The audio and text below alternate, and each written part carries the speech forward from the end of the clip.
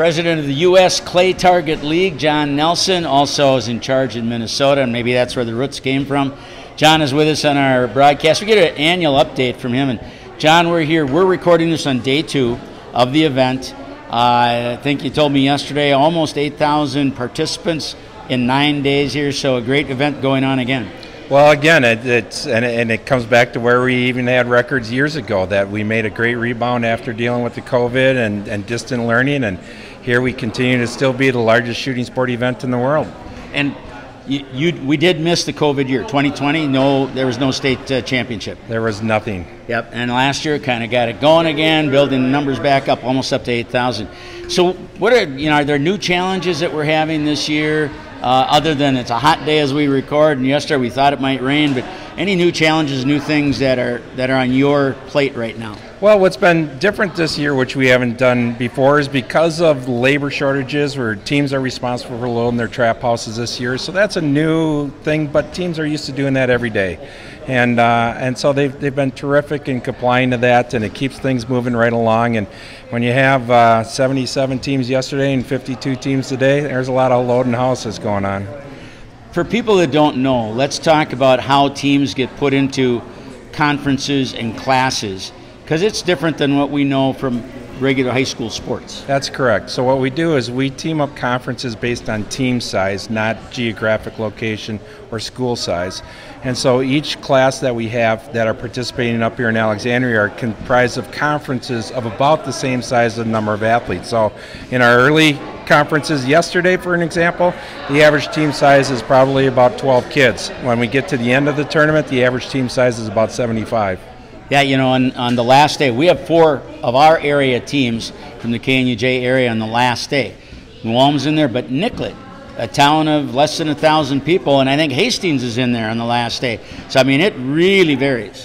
Well, and these teams, especially in the rural areas too, as we see such expansive growth because these coaches and these teams help accommodate everyone who's interested, and because we don't have any limits on team size, they can accommodate them to get them all involved.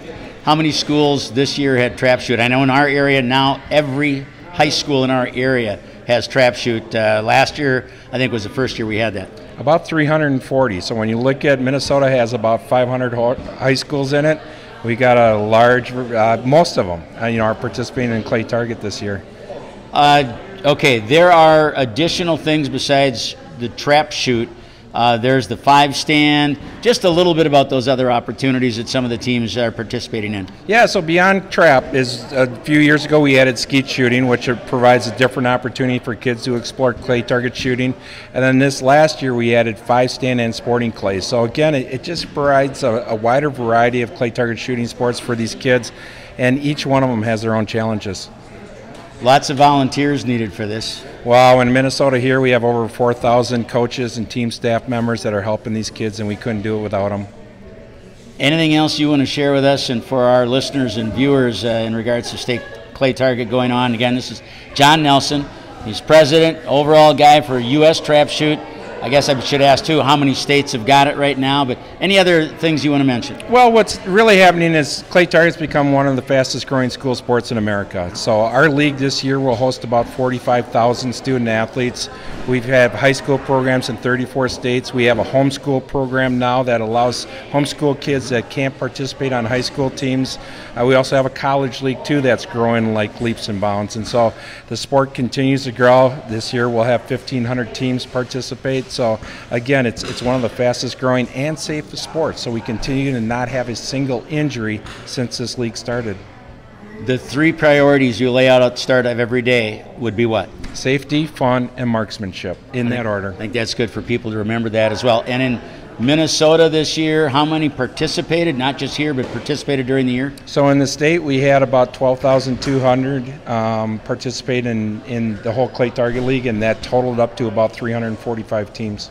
Yeah, I always mention, too, in some of the schools, there's more kids out for Clay Target than there are for softball or baseball.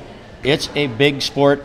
And I think it still holds true, maybe 35% of all the shooters, it's the only sport they're in? It's the only sport they're in, and 60% of the kids have never shot clay targets before, so it's new to most of the kids that are coming into the league. And so when you see the large teams, and we have teams that have over 100 kids, is these are becoming the largest teams at the high school. And what's kind of unique is some of the shooters, athletes, they shoot clay target, but they're not hunters. But they like clay target and the trap shoot. They do, and it provides a great opportunity to do both. And that's the beauty of shotgun shooting sports is if you want to be a duck hunter or pheasant, you can do that, and then you can go hit clays the next day. But, shooting a clay at 42 miles an hour isn't very easy either. So It's like they say with baseball and softball, it's one of the hardest sports because you're hitting a moving target, and yeah, clay target also. Yes, it is. All right. John, always fun talking to you, get an update. We enjoy coming back and visiting every year. We'll keep that COVID away so we can keep doing this every year, and thanks for your work on the project. We'll do that, Jim. Thank you for all your support. John Nelson, he's president for USA Clay Target and includes Minnesota as well. Jim Bartles here from Alexandria State Clay Target Championship.